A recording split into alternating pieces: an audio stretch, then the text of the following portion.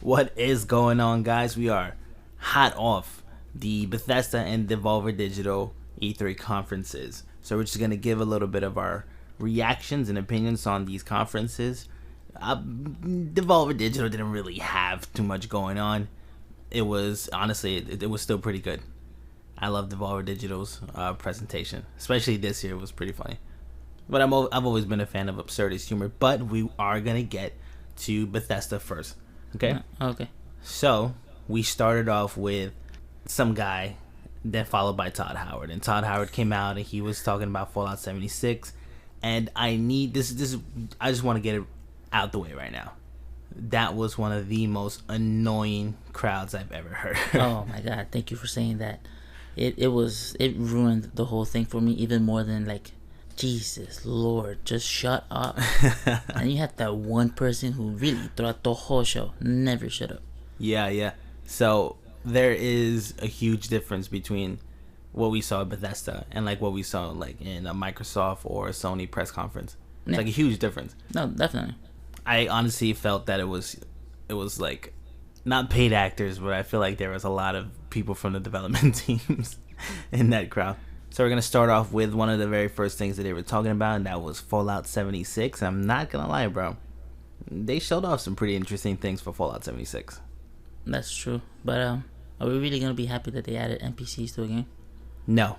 I'm not going to applaud them for that. All right. But it does say something about, I guess, Bethesda. They came out and they were just like, listen, it was a bad launch. They didn't apologize, which they should have, but they at least acknowledged the fact that it wasn't a smooth rollout at all, and that they've been trying on to fix it since, they launched the game. So year 2 is coming now. It's they're calling it the Wastelanders, and they're adding new main quests. Yes, like you said earlier, NPCs are back in Fallout. There are consequences to your decisions. There's dialogue trees and new rewards. So year 2, it looks like they're trying to bring everybody back that bought the game. Looks pretty interesting. I think I might give it another shot, bro. I mean, I would just to test it out. And I'm not expecting much to change. Mm-hmm. But I'll give it a shot for the first week, see how it goes. Maybe it reels me in, maybe not. But I'll give it a shot. I'll probably launch it this week just to see if they've actually improved any part of the game. At least as far as frame rate goes. All right. Because I hate how they're showing the game and it's just like buttery smooth. It's like the game doesn't run like that at all, bro. They're also adding a new game mode, right? What is it called again? Battle Royale? Battle Royale. They're bringing Battle Royale. Yeah, you guys heard that right. A Battle Royale mode to Fallout 76.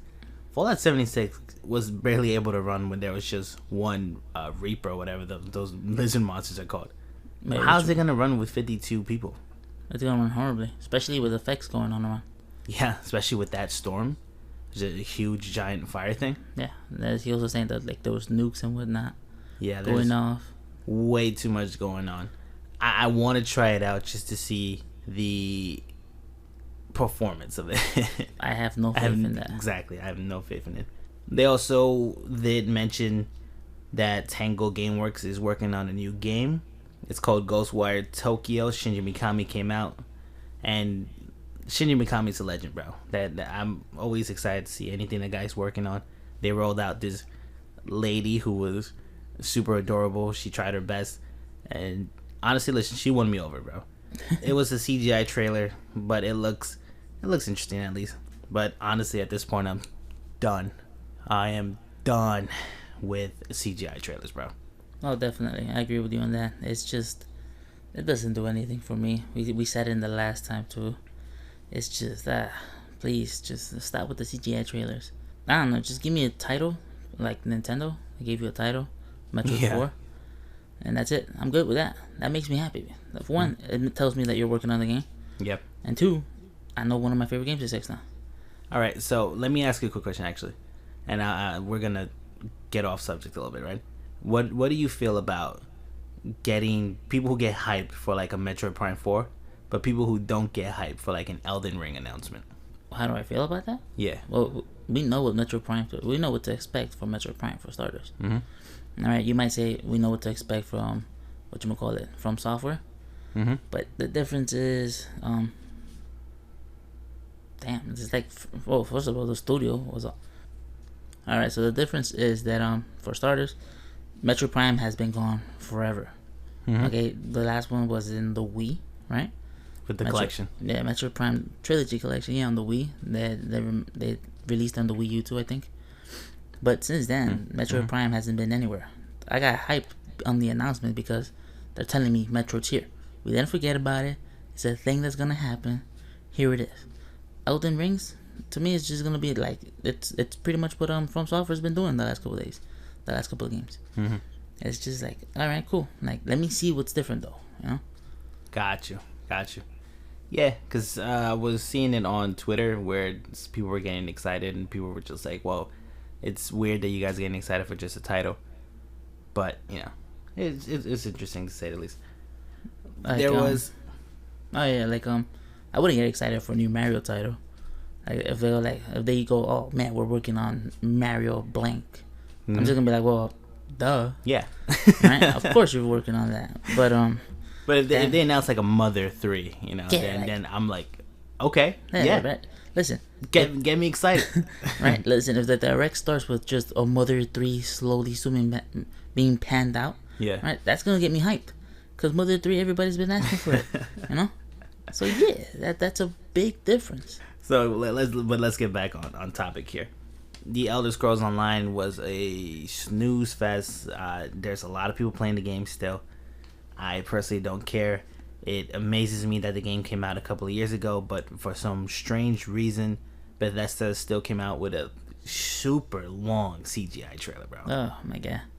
And not only that, it ended on a to be continued. Right. We were like, the whole group was making fun of it.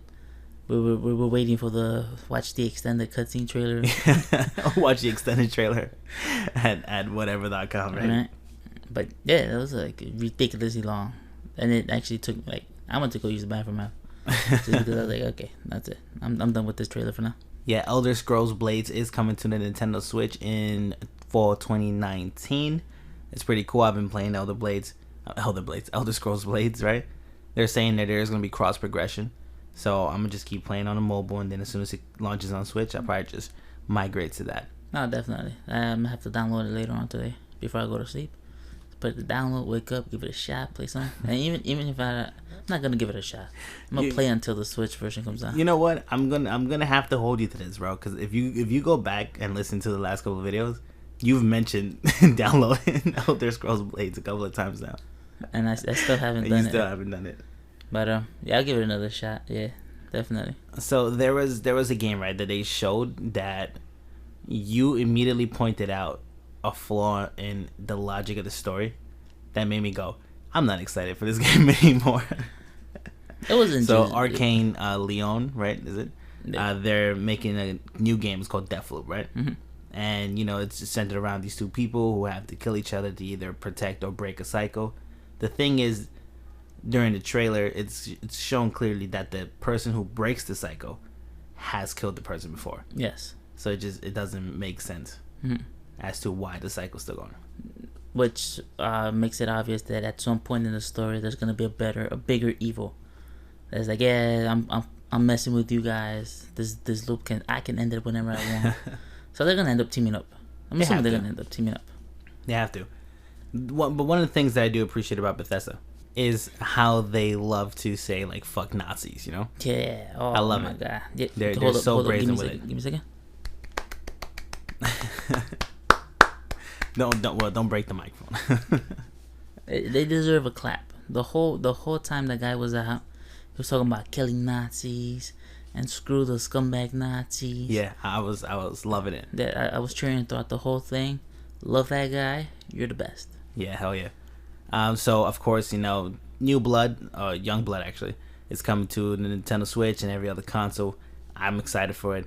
They also showed a VR Cyber Pilot game in the Wolfenstein franchise too, which looks interesting. I'm always interested in playing more VR experiences, so that's gonna be cool. But something that I personally I found interesting was Bethesda has developed a new technology they're calling Orion. So this is a streaming technology used in conjunction with something like an xCloud or a Stadia to sort of enhance the user's experience. I'm pretty sure they tried to explain how it works and I still didn't get it. Yeah, it was a lot of technical mumbo jumbo. No, like I didn't even see it like that. To me, I was just like they didn't even know how to explain it. It was like the whole Wii U situation again. Well, I mean, I feel like I get it. The thing, right? So personally, listen, I thought it was an interesting technology to show off or to try to showcase. I've seen the GIF with the lady playing Doom. It doesn't look like she's playing Doom, bro. Oh, no, It doesn't look like she's the one that's controlling it. But the follow up thing, though I thought it was interesting. I was wondering why they were talking about it at the press conference. You know, Yeah, is Orion Bethesda's streaming service? Is it a competitor to Stadia or XCloud? no, Or they or is it like how I said, where it's just used in conjunction? no, yeah, they made it very obvious that it's something that you use in conjunction with another streaming service. The thing is, I still have no idea how it would work because they said it's not hardware based; it's software based. Yeah. So, see, my thought was, is this not something you should be talking about with Google and Microsoft instead of telling us about it? I mean, yeah, the way they made it seem is like you just flip the switch on in your computer, run Orion, and all of a sudden you get better streaming service. Yeah, it's just like as long as your streaming game is Orion supported, it's gonna be a way better experience. But listen, other than that, they showed off Doom, and Doom is Doom. It looks awesome as fuck. Of course, it's their 25 years. I thought the conference started good, and then once it got into the whole Orion/Doom thing, it kind of just petered off for me. The Orion thing took a little longer than I wanted it to, and then Doom just ended the show, so it was like a whole almost half hour, I think. Of pretty much just Doom. It felt like a half hour, but like they said, it's their 25th anniversary. Go all out. Doom's a great franchise. Not yet. They also you get to test Orion, right? If you sign up for like Doomslayer. Oh yeah, they did mention something like that. Yeah. So this is gonna be a quick episode because honestly, Bethesda and Digital Devolver, they don't really bring too much. Yeah, I mean Bethesda only showed what, like seven games, I think. Yeah, and they said that they are working on multiple projects. Yeah. Elder Scrolls 6 and what is it, Starfield? Yes. They're still hard at work on them. They didn't show anything off about neither of the games, which is fine. I don't expect to see anything. Like I'm expecting them to be like launch titles for next gen. Yeah, for Scarlet and PS5. So what would you rate Bethesda's conference? To me, actually, Bethesda was like below average, just because it was too much dead time that like where you could have gone to use the bathroom, and you would not have missed anything. Those interviews with the people, clearly fake. The Orion thing, and then the half hour of Doom. Yeah. But I loved the Kill Nazi guy. Yeah. So it's a 7. It's a 7? Yes. That's higher than Microsoft. Yes. Just because the guy spent a good 10 minutes just saying screw Nazis. Yeah, it was so funny because they cut to the crowd and there was like this one lady who just looked so mad. So mad that he was saying that throughout the whole thing. Well, I mean, listen, I'm not calling her a Nazi or nothing, but I just thought it was funny. Yeah, like considering the face the she was making, where everybody around her was clapping. Yeah. It was just hilarious. That was funny. The fact that he did that actually, does push it because you need that right now, you know. You need it, of course. So yes, it's gonna be a 7 for me, just because of the one guy alone. I mean, they also showed a lot of gameplay off on most of their games. That's true. Oh, the new titles they announced were mostly CGI, but Fallout 76, Doom, it all got gameplay. So that's super dope. The Elder Scrolls Online game, they showed Elder Scrolls Legends, Elder Scrolls Blades. Commander Keen is back. Yeah, the Commander Keen is back, but like that was interesting, bro. I was like, what? I want to see the person that got hyped for. It's a mobile game though. Yeah, it's a mobile. It's a free to play mobile game. I want to know the person that got hyped for Commander Keen announcement though. It was the guy that was yelling out "yeah" throughout the whole conference. Yeah, but to me, it's just a flat 7.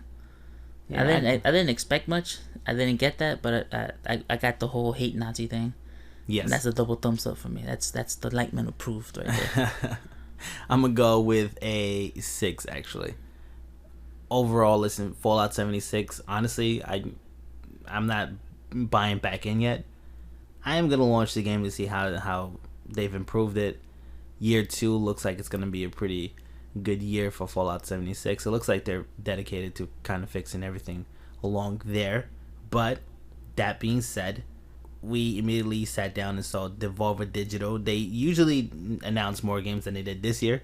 It looks like they were just really leaning into their more cinematic side of the conferences that they have. I enjoyed all of it though. I still think they announced like 10 games, right? Yes, something like that. Yeah. Well, at least they showed off a couple of good games.